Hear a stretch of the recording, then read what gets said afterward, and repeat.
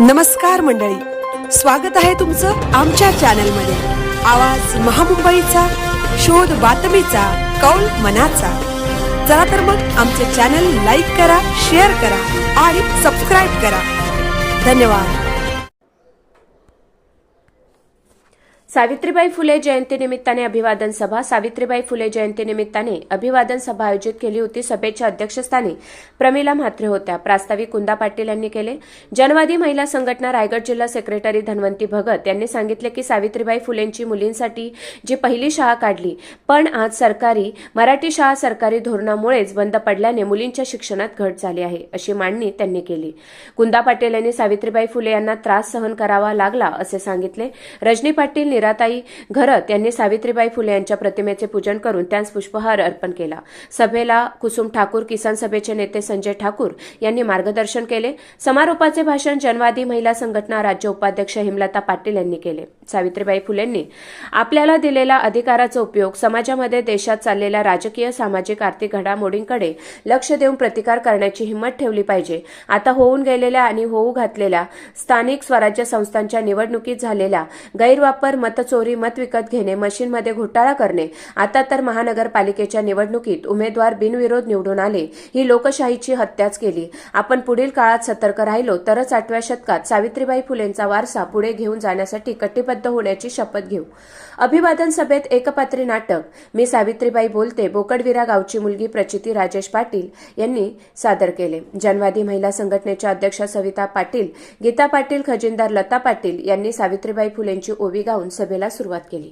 सर्वांनी सावित्रीबाई फुले यांना विनम्र अभिवादन केले। आवाज महामुंबईचा चॅनलसाठी Milind Kharpatil, Uran. House will be educate, पण तुम्ही लोक वुमेनला घराच्या बाहेर सुद्धा पडून देत नाही। सो बॅड मिस्टर फुले। झालं, ते आले की माझ्याकडे पाटी पेन्सिल घेऊन आणि मला म्हणाले, सावित्री आजपासून मॅथ तुला शिकवणार। आणि झाला माझा अभ्यास सुरू। बे के बे, बेदुनी 4, बेत्रिक 6, बेचोक 8, काना, मात्रा, वेलांट्या, उकार मी अशी सर लिहायला आणि वाचायला शिकले। आणि बघता बघता मी काव्य सुद्धा रचू लागले। अशातच 1 जानेवारी, होय 1 जानेवारी 1848 रोजी आम्ही पुण्यातील भिडेवाड्यात पहिली मुलींची शाळा उभारली आणि मी पहिली शिक्षिका आणि मुख्याध्यापिका सुद्धा। शेळपटासारखं जगलात ना तर काम तमाम होईल, शेळपटासारखं जगलात ना तर काम तमाम होईल, पण वाघासारखं जगलात ना तर नाव होईल, पण वाघासारखं जगलात ना तर नाव होईल। पण समाजाचा मात्र धर्म बुडाला अशी कल्लेकरी सुरू होती। अहो, एखाद्या सामान्य माणसाने शिक्षण घेतले म्हणून कोणाचा धर्म बुडतो? माणसासाठी धर्म आहे का धर्मासाठी माणूस आहे? पण लोकांनी मला शाळेत जाताना माझ्यावर दगड फेकले, माझ्यावर शेण उडवलं, पण तेव्हा मी सगळं सहन केलं। पण आता मात्र माझी सहन करण्याच्या शक्तीचा अंत झाला होता। आणि अशातच एक धाटी घेऊन माझ्यासमोर उभा राहिला आणि मला म्हणतो, ए टावळे, कुठं निघालीस? आधी आमच्या पोरीबालींना शिकवणं बंद कर, तुला तुझी अब्रू प्यायली हाय का ते शिक्षण? कदाचित त्याला माहीत नसावं, आम्ही सुद्धा ज्योतिराव पैलवानांच्या पत्नी आहोत। अशी घेतली आणि एक सनकन कानाखाली वाजवून दिली आणि सुनावलं, आज आलायस थोबाड फुटलंय, पण उद्या आलास ना तर तुझ्या रक्तानं पूर्ण धरती रंगवेल। स्त्री कोणत्याही जाती किंवा धर्माची असो, ती तिच्या अत्याचाराला नेहमीच बळी पडत आलेली आहे। इंग्रज सरकारनं सतीबंद प्रकाशन सुरू केलं होतं, सतीबंदी सुद्धा सुरू केली। त्यानंतर आम्ही विधवा महिला काशीबाई हिच्या मुलाला म्हणजे यशवंताला आम्ही दत्तक घेतलं, त्याला वाढवलं, लहानाचं मोठं केलं आणि त्याला डॉक्टरही बनवलं। अशातच पुण्यामध्ये प्लेगची साथ पसरली होती, काखेत गाठ होऊन लोक धडाधड मरू लागली होती। आणि आम्ही यशवंताला सांगितलं, यशवंता आपल्याला एक हॉस्पिटल उभारायचं आहे। यशवंताने हॉस्पिटल सुद्धा उभारलं।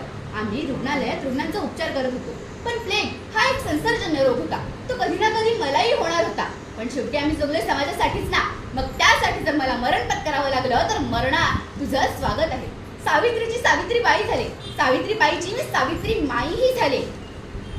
आणि बघता बघता आमच्या 18 शाळा झाल्या, सटीपथा, पेशवापण या सर्वांवर आम्ही मत केले, कारण आनंद होता तो आयाबायांना शिकण्याचा। म्हणूनच म्हणे, विद्येविना मती गेली, मती विना गती गेली। विद्येविना मती गेली, मती विना गती गेली, गती विना वित्त गेले, वित्त विना शूद्र खचले, इतके अनर्थ एका अविद्येने केले।